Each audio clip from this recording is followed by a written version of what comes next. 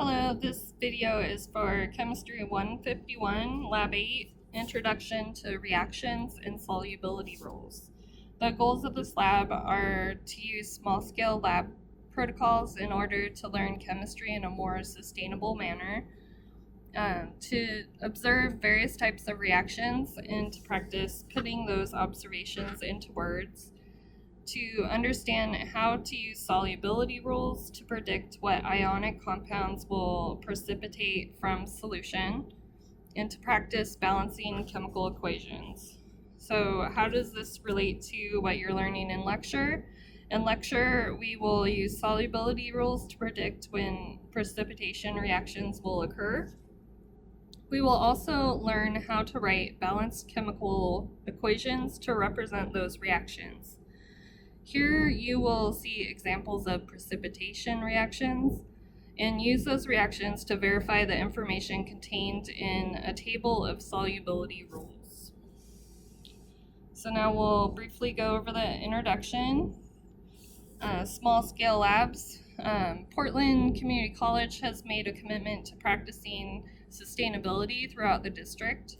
Furthermore, PCC has made community and environmental responsibility the second of 6 core outcomes of education at the college. This focus on sustainability and environmental responsibility guides the design of the chemistry labs that you'll perform while being a student at PCC. This experiment utilizes small-scale lab techniques to minimize the amount of chemicals used.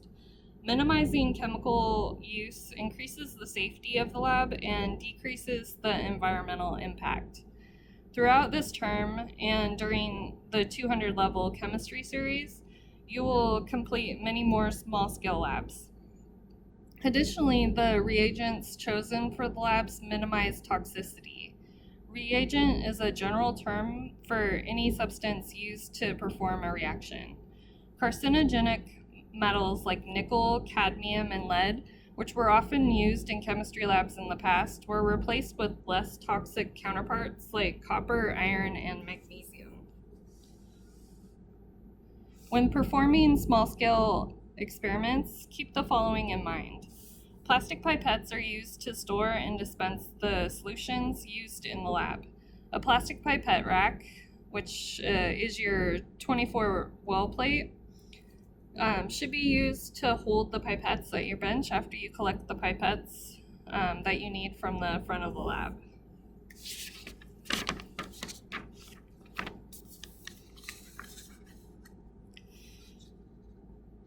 You will use a plastic file protector sheet as a reaction surface rather than conventional glassware. Reactions are carried out in drops on the surface. Each lab will include 2 tables. One table to place inside or behind the test surface that will guide your experiment, and a second table on which you will record your observations. Clean the reaction surface before you use it. You'll want to wipe down the surface with a damp paper towel. Be careful not to contaminate the droppers. Do not touch the end of the dropper to the test surface or to a drop that you're adding fluid to. Hold the dropper vertically 2 or 3 centimeters above the surface when dispensing a drop. To mix solutions, use an empty pipette to blow air onto the drop and cause circulation within it. When finished, use a paper towel to absorb the solutions from the test surface, and then you can throw the paper towel into the trash, and then you'll want to use a second damp paper towel to wipe the surface clean. Return all the pipettes to the correct storage containers at the front of the lab. So, observing reactions. Recording observations are critical to any lab practice. Other scientists who want to replicate your experiments rely on your observations to know if they're performing the procedure correctly. For each of the reactions you perform today, you will describe one of the reagents before the reaction and what occurs or does not occur after mixing. There are some specialized vocabulary and usage you need to understand in order to record observations in a language that other scientists will be familiar with. When a compound is dissolved in water, it is said to be aqueous.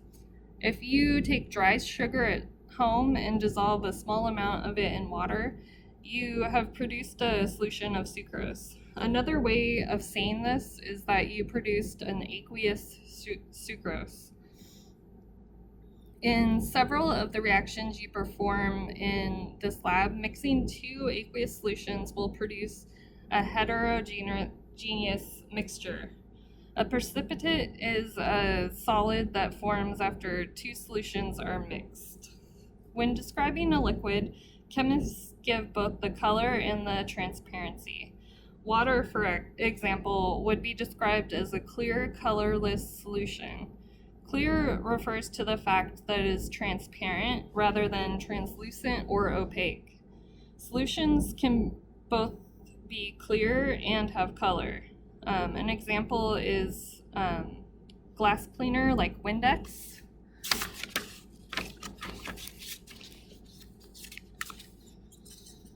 So Windex would be described by a chemist as a clear blue solution.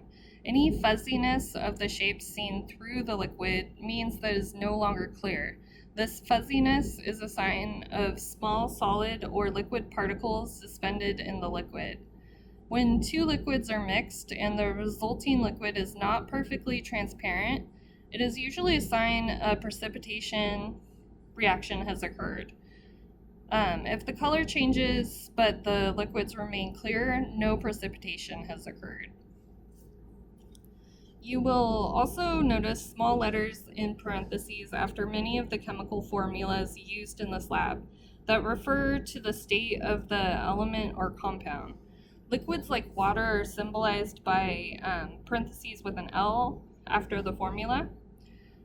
Solids like magnesium metal you will use, or the dry sodium chloride, will be followed by an S with parentheses around it. Aqueous solutions are indicated by AQ with parentheses around it. An aqueous solution of sucrose could be written as C12H22O11 aqueous.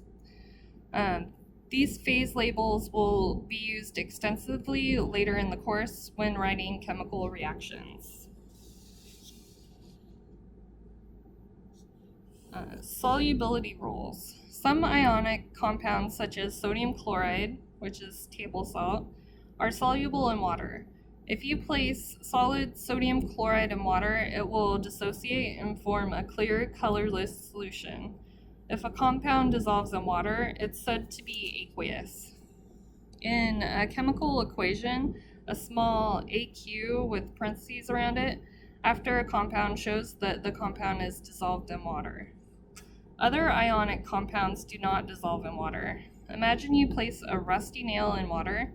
While a little bit of the rust might dissolve, most of it will remain a solid on the nail. Iron 3 oxide, which is rust, is insoluble in water. In a chemical equation, an S with parentheses around it is placed after compounds that do not dissolve in water. Sometimes solids form when two aqueous solutions are mixed together. This solid is called a precipitate. For example, sodium phosphate is a clear, colorless solution. Aluminum chloride is also a clear, colorless solution. When you mix these two solutions, a white solid immediately forms. This white solid is aluminum phosphate. In this case, aluminum phosphate would be called the precipitate. This reaction can be represented by the following chemical equation. The compounds on the left side of the arrow are called reactants. These are the compounds present before the reaction occurs. Since both the aluminum chloride and the sodium phosphate are dissolved in water before the solutions are combined, they both have an AQ behind them. The compounds on the right side of the arrow are products. These are compounds present after the reaction takes place. Since solid aluminum phosphate was formed, this is shown by the S behind the formula. Sodium chloride remains dissolved in solutions as indicated by the AQ. So we'll just look at the chemical equation.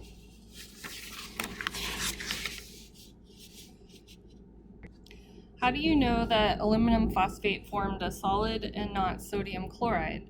Rather than memorize the solubility of scores of ionic compounds, chemists use solubility rules to summarize which ionic compounds are soluble in water and which are insoluble.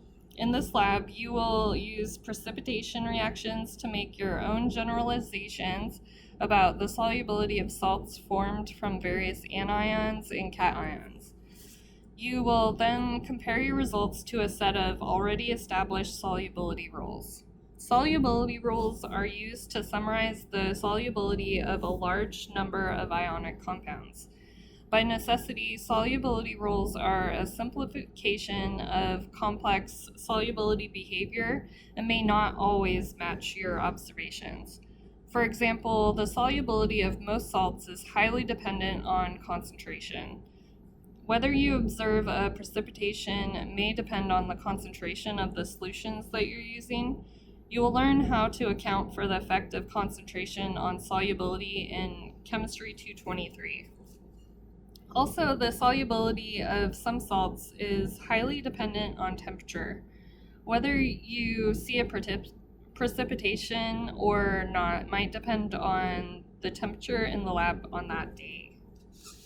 So, safety.